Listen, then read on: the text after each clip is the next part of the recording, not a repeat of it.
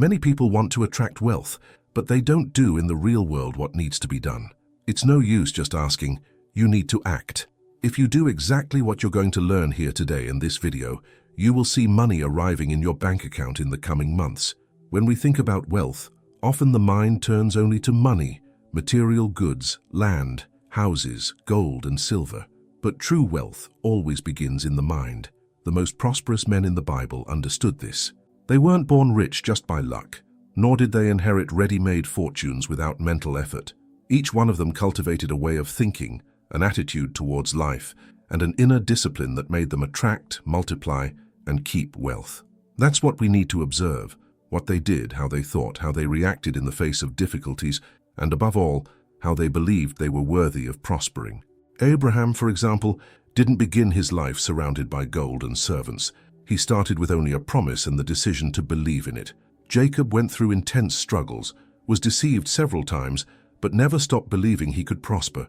Joseph was sold as a slave, abandoned by his brothers, but inside him there was something no one could steal, the certainty that his worth was greater than his situation. Solomon, known for his wisdom, showed that the mind can be an inexhaustible source of prosperity when used the right way. These men teach us that prospering is not just an external result, but a reflection of how you see life, opportunities, and yourself. And here's the most important point. They all had habits that reinforced a wealth mentality. They spoke words of confidence, made bold choices, didn't allow their minds to be dominated by thoughts of scarcity. Even in difficult times, they didn't let discouragement take over. This is the key many people still don't understand. Wealth doesn't begin in the bank account, it begins in the mind. It's like an invisible seed planted inside the mind that sooner or later becomes visible fruits. If today you feel that your financial life is stuck, maybe it's because your mind still hasn't accepted the size of the wealth you deserve. Before we move on, I want you to do something simple. If you really believe you were born to live in abundance, repeat out loud right now, I am ready to prosper. This is not just a nice phrase, it's a direct command to your mind. And taking advantage of this moment, before we begin with the teachings, make sure you've already subscribed to the channel. But only do this if you believe you were born to eat the best of this land. Believe me, this simple decision already changes the way you position yourself in life. Now, let's reflect more deeply. Abraham left his land without guarantees, but inside him there was such great confidence that every step he took seemed guided by the certainty that he would be blessed. That is faith, but it is also vision. Those who think small never take bold steps.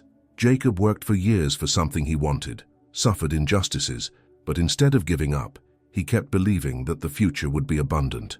Joseph, at the bottom of the prison, had the same posture of wealth he would later have in the palace.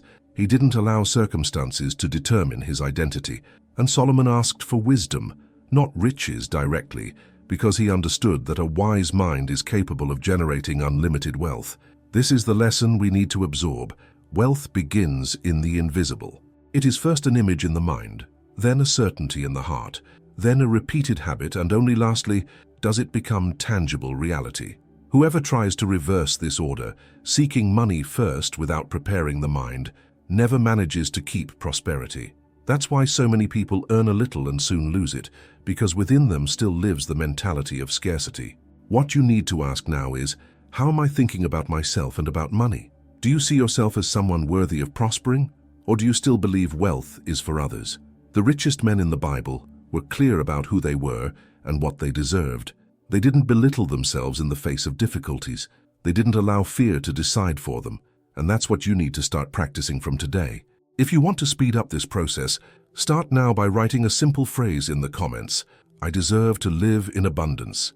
This helps your mind reinforce the idea, and when you write, you are putting into practice what you are hearing. It's not magic, it's mental training. Just as they trained their minds to think big, you can too. When we talk about wealth, it's easy to immediately picture an abundance of material goods, but what we need to understand is that it has always been the consequence of something much greater, the way of thinking. All the men who became great in the Bible had in common the ability to cultivate thoughts of greatness, even when circumstances screamed the opposite. This is powerful because it shows that wealth doesn't depend on where you're born, nor on what inheritance you receive, but on what you nurture inside your mind. Think of Joseph of Egypt. He was rejected, sold as a slave, and taken to a foreign land. Many would have surrendered to sadness, settled for slavery, and believed that was the end. But Joseph had a mind so connected to abundance that even as a slave, he stood out. Even in prison, he behaved like someone great. He didn't allow the external situation to erase the internal wealth. And it was this posture that put him before Pharaoh and made him the most powerful governor of Egypt. The lesson here is clear. It doesn't matter the size of the difficulty. What matters is the size of the mentality. Abraham shows us another essential point: vision. He believed in a promise and left his land without knowing exactly where he was going. Those who think small always need guarantees before acting. Those who think big understand that confidence opens doors the eyes can't yet see. Abraham didn't have a detailed map, but he had the conviction that he was walking toward abundance. This is what many people still don't practice, trusting in the vision of a better future, even if the present doesn't yet show signs. Jacob, in turn, teaches about persistence. He worked for years for what he believed was worthwhile. He didn't give up in the face of frustrations, nor in the face of injustices. On the contrary, he stayed focused and believed that continuous effort would bring results. The wealth mentality doesn't expect immediate rewards. It understands that fruits come to those who cultivate with consistency. Scarcity reveals itself in thoughts like, "It's not worth it. It's too hard. There's no use trying." Abundance, on the other hand, shows itself in perseverance, in the courage to continue even when it seems like nothing is happening. Solomon completes this understanding by showing the power of wisdom. He could have asked for riches, but chose to ask for wisdom. And it was this choice that made him not only the wisest man, but also the richest of his time. This shows us that wealth is the consequence of intelligent mental decisions.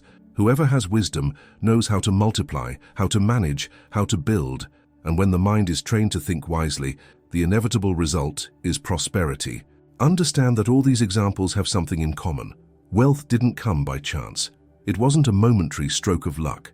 It was the sum of mindset, confidence, persistence, and wisdom. And if you stop and think, these same qualities are still necessary today. The world may have changed, but the logic of prosperity remains the same. Those who think small continue to live small.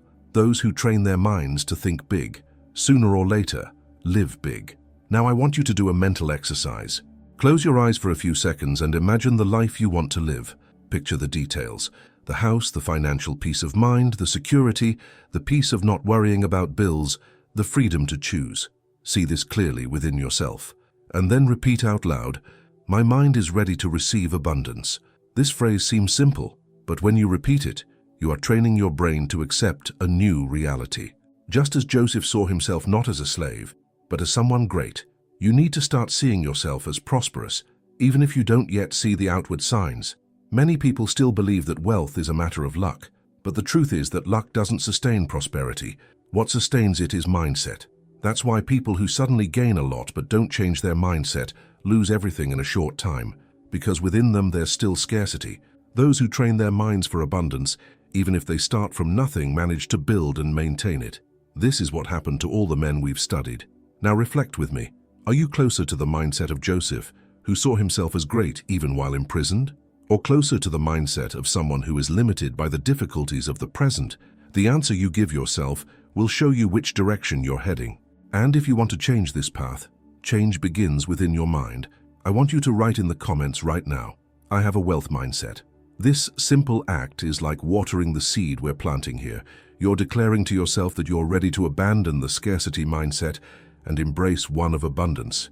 Wealth isn't just about possessions, it's mainly about knowing how to see yourself as someone who deserves it.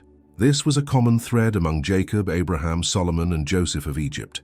Each of them held within themselves the conviction that there were no limits to their lives. This certainty wasn't based solely on what they already had, but rather on what they believed they could achieve. This is where a powerful secret comes in. You always move toward what you believe you deserve. If you see yourself as small, you'll never act like someone great. If you see yourself as worthy of abundance, you'll naturally act differently. Think bigger, speak stronger words, and make decisions that bring you closer to prosperity. Joseph of Egypt is the clearest example of this. Even amidst injustice, he never accepted his identity as a slave. In Potiphar's house, he behaved like an administrator. In prison, he led as if he already held a position of authority, and when he finally stood before Pharaoh, his posture was that of someone prepared to rule. This lesson is fundamental. Don't wait for circumstances to change before changing your mindset. It's your mindset that changes circumstances. Joseph didn't wait to be free to think like a free man. He already thought like a great man, even while imprisoned. Abraham, on the other hand, shows us the power of trusting in what is not yet seen. When he left his homeland and set out with no clear destination, he was demonstrating that a wealth mindset doesn't require immediate proof. It only requires clarity and confidence. People with a scarcity mindset only take steps when they already have all the guarantees. Abraham took steps without visible guarantees because his vision was greater than his fear. This is the attitude lacking in many people today. Fear paralyzes. Fear impedes decisions. Fear steals opportunities. And meanwhile, those who have the courage to believe and act, even without having everything clear, make room for abundance to arrive. Jacob offers another practical lesson: discipline and persistence. He worked for years to achieve what he wanted. He could have given up, he could have settled, but he refused to stop halfway. Those who think small seek quick results, and when they don't see them, they give up. Those who think big understand that time is their ally. Wealth isn't born overnight. It's built with consistency, patience, and the determination not to give up halfway through the process. Jacob was deceived, he was exploited, but he never lost sight of what he wanted. This is the mindset that differentiates those who go far and those who stop at the beginning. Solomon completes this understanding by showing that wisdom is the foundation for maintaining everything one achieves. He understood that asking for wisdom was more valuable than asking for gold, because someone wise can multiply gold many times over, while someone without wisdom can lose everything in a short time. This also applies to anyone's practical life. There's no point in receiving more if the mind isn't prepared to manage it.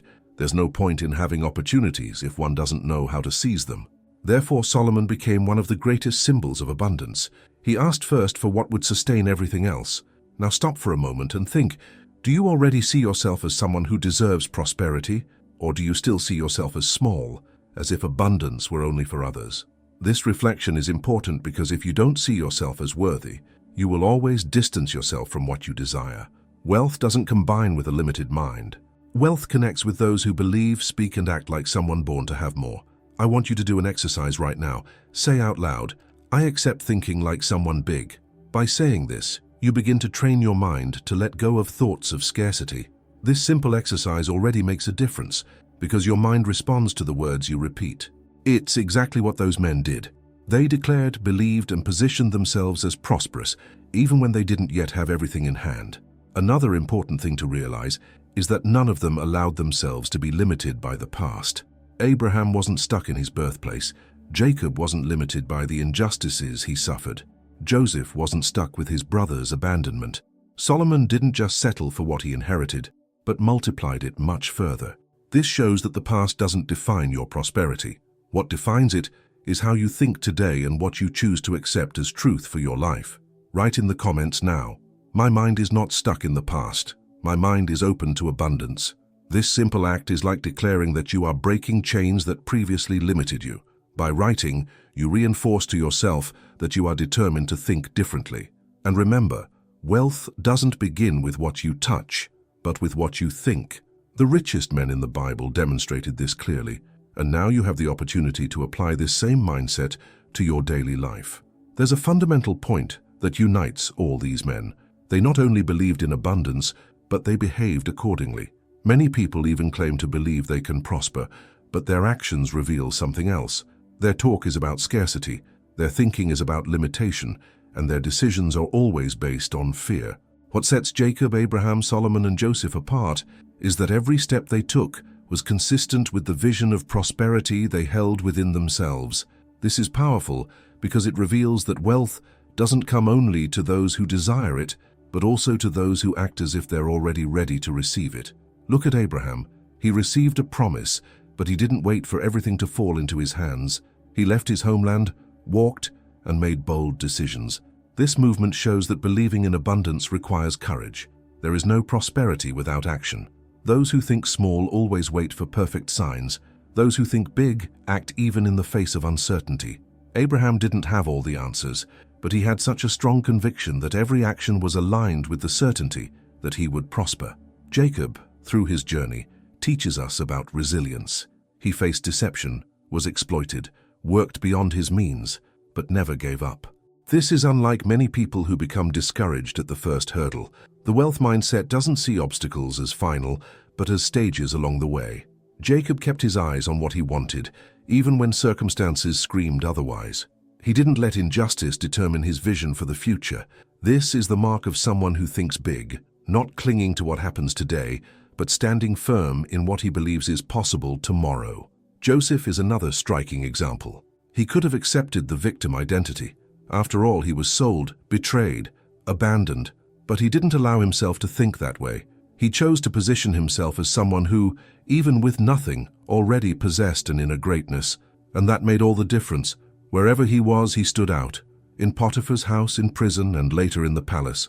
The abundance mentality always finds a way to express itself, even in the most unlikely places. Joseph demonstrated through his posture that he was not just another slave, but someone ready to manage wealth. And Solomon? He teaches a lesson that is perhaps one of the most important. Wealth requires wisdom to be sustained. Many people dream of money, but don't ask for wisdom to manage it. Solomon understood that, with wisdom, he could not only have wealth, but also maintain and multiply it.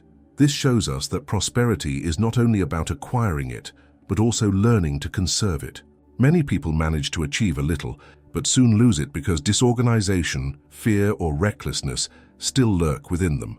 The mind must be prepared not only to attract, but to sustain abundance. Now, I want you to reflect. What have your attitudes been? Do you act like someone who believes in abundance, or like someone who still waits for guarantees before taking a step? Because the richest men in the Bible show us that believing is important, but acting on that belief is essential. Do a simple exercise. Repeat out loud right now. My actions reveal my wealth mindset. This phrase is powerful because it reminds you that prosperity isn't just about thinking, it's also about acting like a great person. If you talk about abundance, but act out of fear, there's an inconsistency that needs to be corrected. Another essential point is to understand that wealth doesn't manifest in those who still have the habit of speaking words of scarcity. The prosperous men in the Bible spoke of victory, blessing, and abundance. They never positioned themselves as defeated, even in difficult times. Words are seeds, and every time you speak, you're planting something in your mind. If you speak of lack, you reinforce lack. If you speak of abundance, you reinforce abundance. So write in the comments now, my words attract abundance. This simple act helps your mind register the new reality you're accepting. Each word is a command, and by declaring this, you position yourself as someone who chooses wealth. Understand how all of this is connected. Abraham showed courage to take steps without guarantees. Jacob showed persistence in not giving up. Joseph demonstrated greatness even in suffering, and Solomon demonstrated wisdom in stewardship. These 4 pillars form the foundation of a true wealth mindset. And if you learn to apply these principles, you will begin to notice changes not only in your thoughts, but also in the results around you. Remember, wealth begins invisible as an internal decision, and over time, it becomes visible as fruits that no one can deny. When we look at the lives of these men, we realize something almost no one talks about. They were clear about who they were and what they deserved. They didn't constantly diminish themselves. They didn't accept crumbs as if that were all they could have. They had a very strong sense of self-worth, and that's what many still don't understand. Wealth isn't just about accumulating, it's about recognizing your own worth and not settling for less than you can live with. If you don't see yourself as worthy, you'll always settle for less. But if you understand that you deserve more, your mind begins to seek ways to attract that more into your life. Joseph of Egypt was rejected, sold, forgotten. But even amidst rejection, he never let it define his identity. He didn't say to himself, I'm just a slave. He thought and acted like someone great, worthy of trust and respect. Therefore, wherever he went, he was always placed in a prominent position. This is a powerful lesson. When you believe in your worth, the world around you begins to see you differently. Abraham, in turn, shows that prosperity requires faith in something that doesn't yet exist in the present. He was able to look to the future and believe that he would be the father of many nations, even when his reality seemed the opposite. This shows that those who desire wealth must learn to look beyond the present moment. The scarcity mentality is tied to the now, I don't have it. I can't. I can't. The abundance mentality, on the other hand, looks to the future and declares, it will happen. I am capable. I will prosper. Abraham believed this to the point that his entire life was changed because of this vision. Jacob offers a practical lesson about focused effort. He worked for years for something he wanted, without straying from his goal. This shows that the wealth mindset isn't lazy, but rather knows how to strive intelligently. He could have given up halfway through the process, he could have accepted less, but he held firm until he achieved what he desired. His persistence reveals an important detail. Prosperity isn't about haste, it's about consistency. And Solomon reinforces the idea that more important than seeking immediate wealth is seeking wisdom. He could have asked for anything, but he chose to ask for something that would sustain all other blessings. This attitude demonstrates mental maturity. Many people desire the result, but don't want to learn the process. They want money, but don't want the wisdom to manage it. They want abundance, but don't want the discipline to maintain it. Solomon teaches us that true wealth is that which you can sustain over time. Now I want you to pause and reflect. How have you been seeing yourself? As someone who deserves only the bare minimum, or as someone who can live life to the fullest? The way you see yourself determines the opportunities you attract. Those who see themselves as small convey this in their words, their choices, and their attitude. Those who see themselves as big, even if they don't yet have everything, already position themselves differently. Do an exercise now. Place your hand on your chest and say out loud, I recognize my worth and am ready to thrive. This simple phrase helps your mind begin to align with the truth that you are worthy of living more than you have lived to date. And if you want to reinforce this even further, write in the comments, I am worthy of abundance. When you write, you are registering this decision more deeply. Another important point is to understand that none of these men allowed their surroundings to limit their thinking. Joseph was in prison, but he thought like a ruler. Abraham was in a foreign land, but he thought like a father of many. Jacob was being deceived, but he thought like an heir. Solomon already had riches, but he thought like someone who needed wisdom to maintain and multiply them. This is the mindset that changes everything, not letting what happens outside determine what you believe inside. So, if you feel like your financial life is stuck, start changing the way you think and speak today. Stop repeating phrases about scarcity. Never again say it's not possible, you can't, or it's too hard. Start talking about abundance even if you don't see it yet.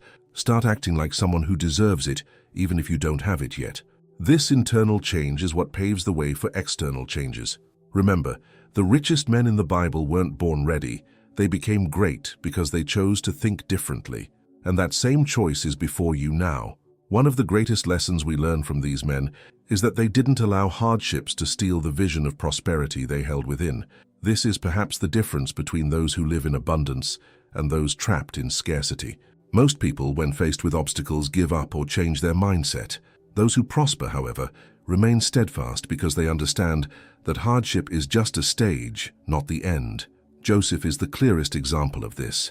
When he was sold by his own brothers, many could have rebelled and decided to live with hatred or bitterness, but Joseph did the opposite. He turned his pain into fuel to keep believing. When he was unjustly imprisoned, he could have given in to despair, but he maintained his faith. In every situation, his inner greatness spoke louder than the external situation. This is a powerful principle. Wealth begins when you decide that nothing will steal your vision of abundance. Abraham also faced moments of uncertainty. He left his land, his family, everything he knew, to head toward the unknown. This kind of attitude requires mental courage. Imagine how many voices might have told him to give up, to not take risks. But he believed in something he couldn't yet see. This trust in the unseen is one of the greatest secrets of prosperity. Those who think small only believe in what is already before their eyes. Those who think big believe in what is yet to come. Jacob, on the other hand, teaches us how to react to injustice. He worked for years for something he wanted and was still deceived, but instead of giving up, he kept going. This attitude is the mark of someone who knows what they want and doesn't let temporary difficulties stop them. The scarcity mentality complains, murmurs, and becomes discouraged. The wealth mentality stands firm and continues to act until it achieves what it desires. Jacob wouldn't settle for less than what he believed he deserved, and Solomon shows us that wealth isn't just about achieving it, but also about maintaining it. How many people achieve something but soon lose it because they lack the wisdom to sustain it? He understood that the secret lay in asking for something that would bring all other things. Wisdom made him not only the richest man, but also the most respected. This shows us that it's not enough to simply desire abundance. You must mentally prepare yourself to sustain it. Now think with me. How do you react when things don't go as planned? Do you get discouraged, complain, or do you remain steadfast, believing that the future will change? This answer reveals a lot about your mindset. If you want to live like the richest men in the Bible, you need to start acting like them. Do this simple exercise right now. Say out loud, "Nothing can steal the vision of abundance I carry within me." By repeating this, you are training your mind not to buckle in the face of difficulties. Your vision needs to be bigger than the obstacles. Another powerful practice is to monitor the words you use when talking about money and the future. Those who constantly say things are difficult reinforce scarcity. Those who talk about possibilities reinforce abundance. Abraham spoke of promises, Joseph spoke of dream interpretations that pointed to the future, Jacob spoke of achievements, and Solomon spoke of wisdom. They all used words that fostered prosperity, never defeat. I want you to write in the comments now, "I refuse to think small." This will make a commitment to yourself. Every time you declare something like this, you are moving closer to the mindset of the most prosperous men in the Bible. And remember, difficulties aren't signs to give up, but tests to strengthen your mind. If you navigate them with an abundance mindset, you'll reap far greater rewards than you imagine. If there's one thing all the richest men in the Bible had in common, it's that they viewed wealth as an internal state rather than an external outcome. Abundance began with how they saw themselves, positioned themselves, and related to life's challenges. This is so powerful that even today, these stories inspire people around the world because they show that prosperity isn't a matter of luck, it's a matter of mindset. Look at Joseph. He didn't wait for circumstances to change before he believed he could prosper. Deep in prison, he already thought like someone who deserved to be in a high place. This inner confidence allowed him to interpret dreams clearly, catch the Pharaoh's attention, and, at the right time, be appointed governor. This teaches us that wealth doesn't depend on where you are now, but on how you think about where you want to be. When your mind is prepared for abundance, your environment inevitably changes to reflect that. Abraham had another important characteristic, vision of the future. He could see beyond the present. Reality seemed impossible. He was already old. His wife was unable to have children, but he still believed he would be the father of many nations. And remember, this belief wasn't just a vague hope. It was a conviction so deep that it made him act on it. He saw himself as someone great, even without immediate proof. The lesson here is clear. Prosperity requires vision beyond what meets the eye. Jacob demonstrates the importance of determination. He didn't settle for less than he believed he deserved. He worked for years to win Rachel, faced deception, but didn't give up. This behavior reveals a mindset that isn't content with crumbs. Those with a scarcity mindset are satisfied with little, even knowing they could have more. Jacob teaches us that when you decide you won't stop until you achieve, life eventually gives in. Determination is one of the greatest signs of wealth. Solomon brings up a point that balances all others: wisdom. He knew that without wisdom, wealth cannot be sustained.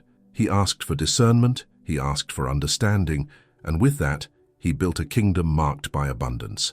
This teaches us that true prosperity is not just about conquering, but knowing how to multiply and maintain it. How many people today even achieve something, but soon lose it because they lack the wisdom to manage it? Solomon shows that the most solid wealth comes from a mind prepared to handle it. Now think about yourself. How do you see yourself?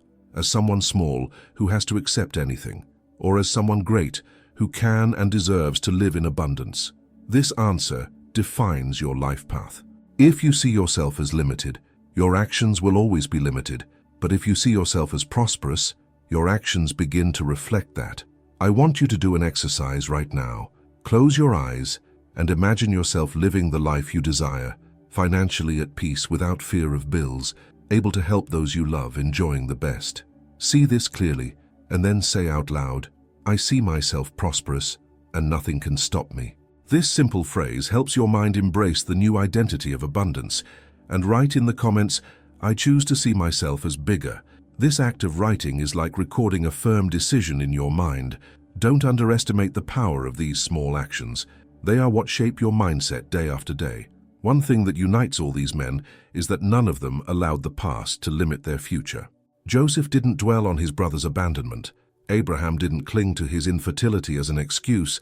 Jacob didn't let mistakes stop him, and Solomon didn't limit himself to what he inherited. They all looked forward, always forward. This is the mindset of wealth, not living in backward-looking mode, but believing in what can still be built.